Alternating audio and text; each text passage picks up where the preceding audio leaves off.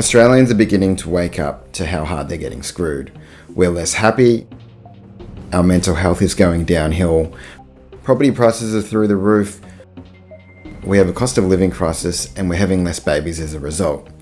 But things weren't always this way. Back in the day, Australian citizens would likely describe their country as a relaxed, optimistic, and relatively egalitarian state. Many Australians still enjoyed the benefits of a stable economy, full-time secure jobs were the norm, and home ownership was achievable on a single income for a large portion of the population. The idea of a fair go was central to the Australian identity, reflecting a belief in equal opportunity and shared prosperity. What happened?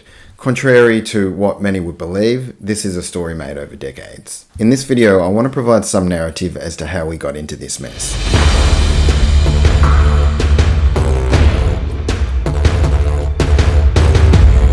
A good place to start would be power, money and influence. Why is the population growth so high? Why do we have a housing crisis when there's so much land here? Why do we have a cost of living crisis when there's an abundance of land, food and energy? Why is the NDIS the biggest rort there's ever been and the government are doing nothing about it? Why is the gap between the rich and the poor turning into a great divide? Why are there all these multinational corporations not getting taxed? Why are there all these ex-politicians earning big money for these multinational corporations in life after politics? More and more Australians are waking up to the fact that none of the big decisions governments are making are helping us.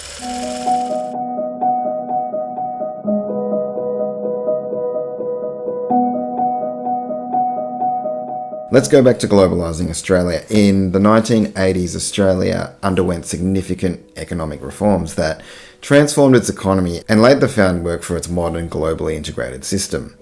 The period, particularly under the Labor government led by Prime Minister Bob Hawke and Treasurer Paul Keating, marked the shift from a heavily regulated protectionist economy to one more open to global trade and investment. These reforms were part of a broader response to economic stagnation, rising inflation, and high unemployment in the late 1970s.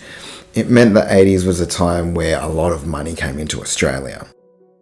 Foreign banks were now allowed to compete, forcing competition, and local banks, which were previously more seen as utilities, into selling more home loans, and that has made banking in Australia one of the most profitable places in the world to do business. The 1980s also saw the increase of women in the workforce. What's good for the goose is good for the gander. Household incomes went up and so too did property prices because families could now borrow more. At some point in the 90s, there was an orange light flashing somewhere. Our demographics were going to be out of skew. Too many baby boomers renting and not enough workers to tax and pay for the retirement and serve their healthcare needs. Seemingly out of nowhere, the nation started doubling the intake of immigrants. Apparently these immigrants would help with the ageing population problem. The thing is, we still have a problem with not having enough health and aged care workers. Fast forward the immigration to more recent times, and the question is, why would you accelerate the amount of immigrants in the middle of a housing crisis and a cost of living crisis? If the government was serious, we would at least have skilled workers we need in healthcare and aged care, but also in building homes to help for the housing crisis we now have. I want to backtrack a bit here. By the year 2000, it was pretty apparent that our economy needed to evolve. Tax reform was introduced, and along with it a sweetener for the states and the territories. The first homeowner grant was born, and what better way to add fuel to the fire? This often isn't talked about, but if I give you $10,000 and then you go and borrow it at 95%, that means with a $10,000 deposit that I gave you, you could buy a $200,000 property. That's the power of leverage. However, it meant that there was a whole lot of supply of money going into the Australian property market. It also brought demand for property forward, which has helped push property prices, leading to the next generation needing more help. Now we're at a point where the federal government is offering to pay up to 40% for home buyers just to get into the market. This is called the Help to Buy scheme. We went from a world where our grandparents and governments were almost allergic to debt to a world where we can't exist without it.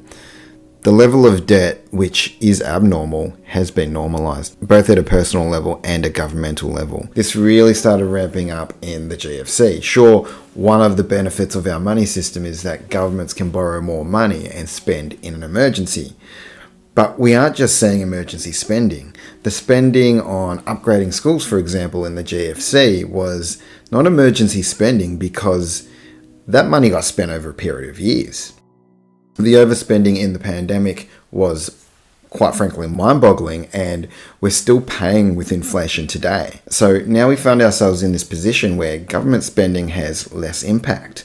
Productivity has been falling over a long period of time, and in the last 2 calendar years, 87% of all employment growth in the economy has been in the non-market sector. This means we now have an economy that is competing with the public market for jobs. The problem is that private sector jobs require more productive work because the businesses must turn over a profit. Public sector money can continue to be inefficient so long as they keep getting paid by the government. Added to this, our federal government doesn't really have very high debt levels. Currently, Australia is sitting at around 40% of government debt to GDP, and the US is sitting around 120%. The thing that is surprising is that the old government giving out money trick always results in benefiting the wealthy. Let me explain. When they're handing out money, the money isn't coming from tax revenue. Most of these days, governments are spending more than what they earn. The money is being created into existence. If there's more money in existence, the price of stuff goes up. Poor people spend 100% of the money they get, and it ends up in the hands of the rich people or businesses. All this is that a larger pie has been created and the poor get slightly more than what they had before, but as a percentage, the rich take a larger piece of the pie. This is one way the growing wealth divide has been growing faster over time. What's also changed is what we value. We're now pro-money like it's the only thing that exists of value. The average first home buyer is now around 36 years old, which means more people in debt their whole working life. This has been developing over years, and it means less time with family, but again, governments pull out their wallets and they create and regulate a childcare system into existence, all to keep everyone at work because money is the most important thing. Don't worry about families, money is the most important thing. Now we have this system where we're spending less time with our family, but also less time in the community, whether that's helping out at the kids' sports or a community group, or maybe it's participating in local sports. People are spending less time in the community, and people are more socially isolated and lonely now than before. A report published earlier this year suggests as many as 1 in 4 Australians are persistently lonely. ABS data shows 38.8% of people aged 16 to 24 has had a 12-month mental disorder. Right now we have an economy where there's a growing gap between the rich and the poor. It's getting harder and harder for working class people to get ahead. If the average age of a first home buyer is 36 years old, it means most of them are going to be in debt most of their working life.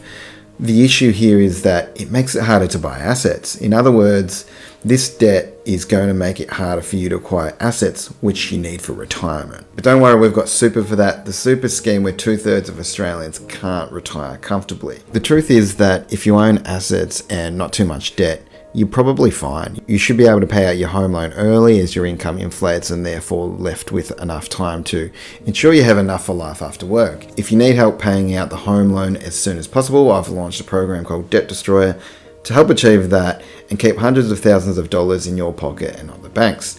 There's a link in the description if you're interested.